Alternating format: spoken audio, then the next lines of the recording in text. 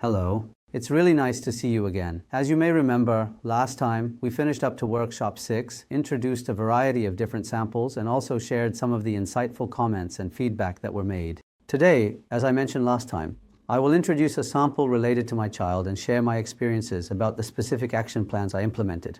There are a few tables I want to show you today, but before that, let me first show you something. Do you remember I said I used the PASS model?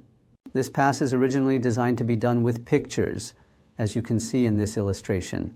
Of course, that's not always the case. So even in this picture, you can see that the item at the end represents the vision or dream visualized as an image. The reason for visualizing it like this is partly because children with disabilities may have difficulty understanding written text, so expressing it in pictures helps address that.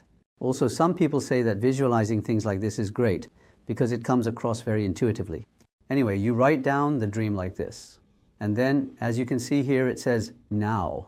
You write down the current situation, and then, step by step, here where it says enroll, you list the people you would like to have help you.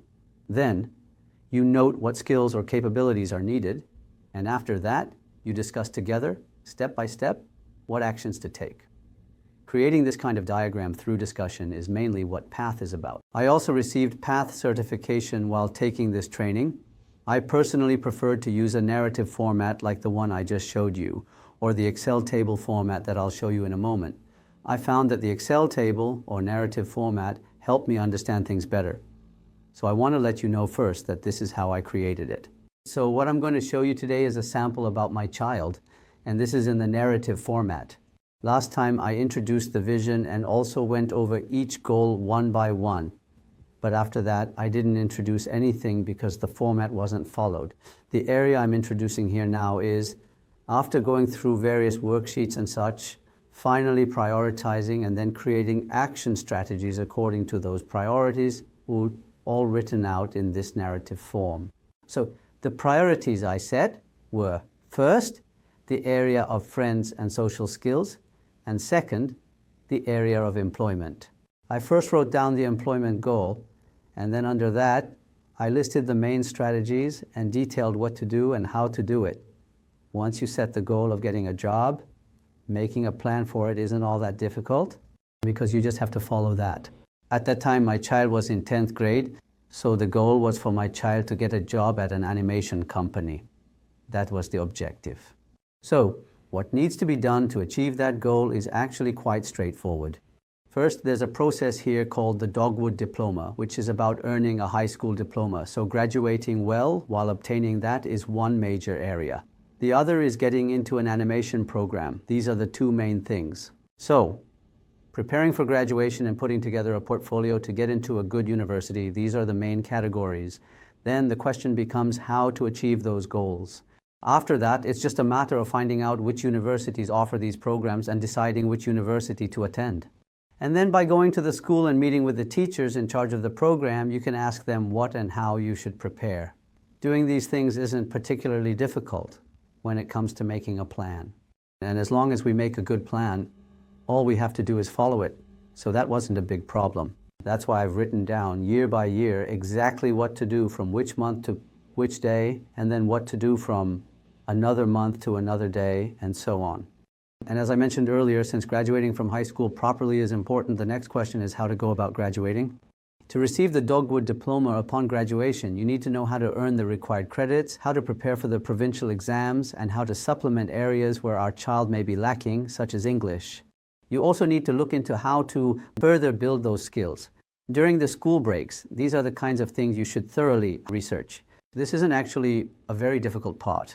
And then in order to achieve these goals, you need to make a proper plan for your child's weekly routine, what their weekdays, weekends, and Sundays. We also thought about how to improve our child's friendships and social skills, which was the first priority we mentioned earlier. So the things we discussed are written here.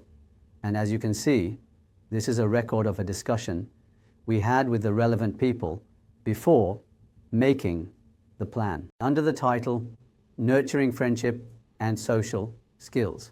We divided it into 4 main sub-areas. One is the conversation area, making friends and hanging out with friends. Next is dating. And finally, volunteering. We included these 4 areas under friendship and social skills and discussed together how to improve each of these areas.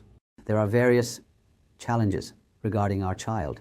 There's not much point in me introducing all of them here, but to put it simply, it's mainly about the areas he's interested in. He mostly talks about what he's interested in and doesn't really care about things he's not interested in. That was the main challenge. He doesn't really listen to what others are saying if he finds it uninteresting. So to address this, I wrote down a list of things we should try to do.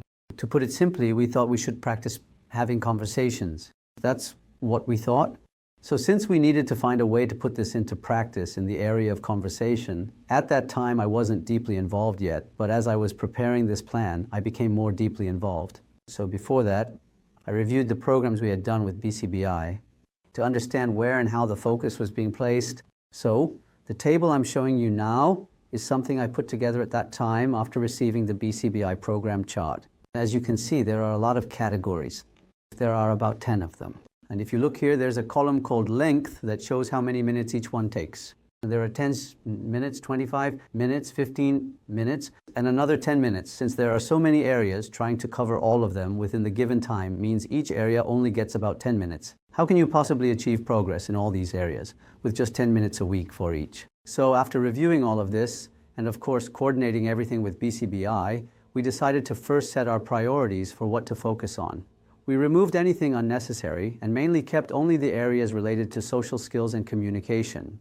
So when the BI comes, we adjusted the program so that a lot of practice is focused on everyday conversational dialogue. Next, the second part, doing things with a friend, is about spending more time with school friends, and then for skill improvement, how to enhance the skills for making friends after school. We approached it from these 2 directions, but first let's focus more on spending time with school friends. This involves joining a club that operates at school.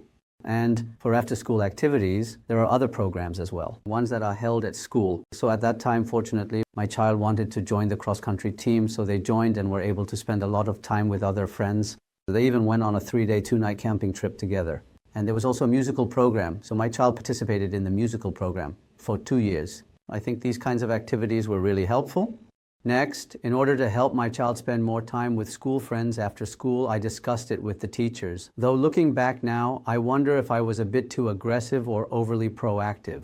So we organized a program to gather friends who could spend time with my child after school or on weekends. At the time, we named it the Leadership Development Program. And I actually have the letter here that I'm showing you now. I won't read the entire content to you, but this is a letter that was sent to the parents of 10th and 12th graders at the same school at that time. As you can see here, it was a letter looking for students who would voluntarily participate in a program to spend time with my child once a month on Saturdays. When they meet up, they might watch a movie together, go swimming or bowling, or hang out at a cafe. We planned these kinds of programs to gather friends who would do these activities together and actually tried them out with the teachers.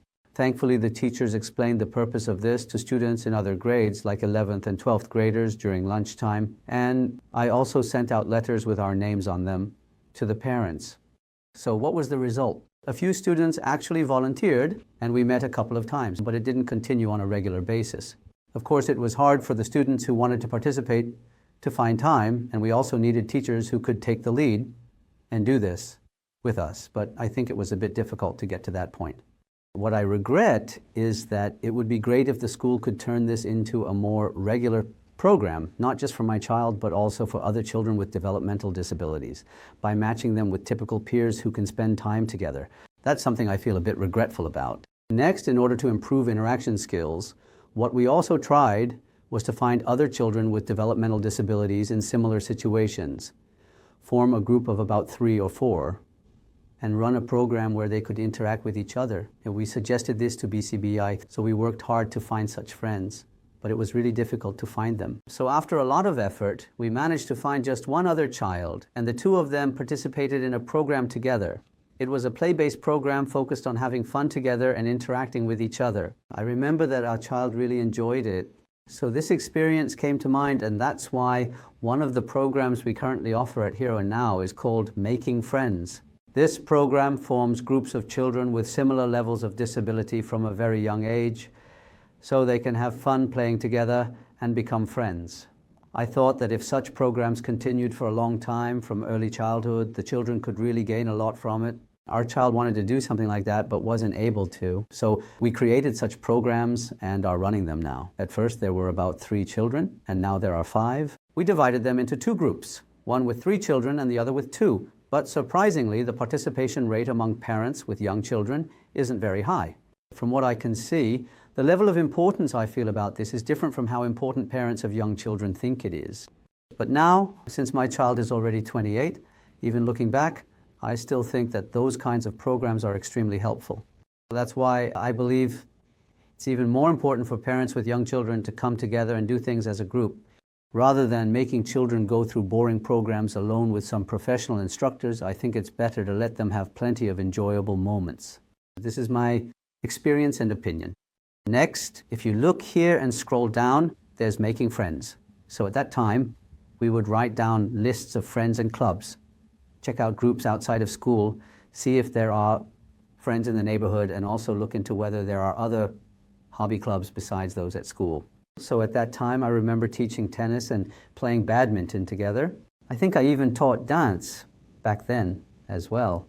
And I also made lists of friends who could join in with me. At that time, the organization we were involved with was Plan. And Plan introduced the personal network model back then. So we actually tried that out afterwards as well. So here, since this is from 2012, I also wrote down an introduction about Plan and noted that these kinds of things existed. And another thing was that we wanted to have more volunteering opportunities. So at that time, when the church went on a mission trip, we went together. We felt it was a bit much to send only our child, so our whole family would join the mission program and stay together for about 2 weeks. That way, our child could have plenty of experiences mingling with different people. So we did things like that and even tried delivering newspapers as a part-time job. So the idea was to create more opportunities to do this kind of volunteering. These were some of the action plans we had in mind, and we actually put them into practice. For now, we'll stop here for today. Originally, I planned to cover everything at once, but it seems like it took too much time. So I'll split today's content into 2 parts and upload them separately. So we'll wrap up here for today. Next time, I'll continue and share the rest of the content. Thank you for watching. Until now.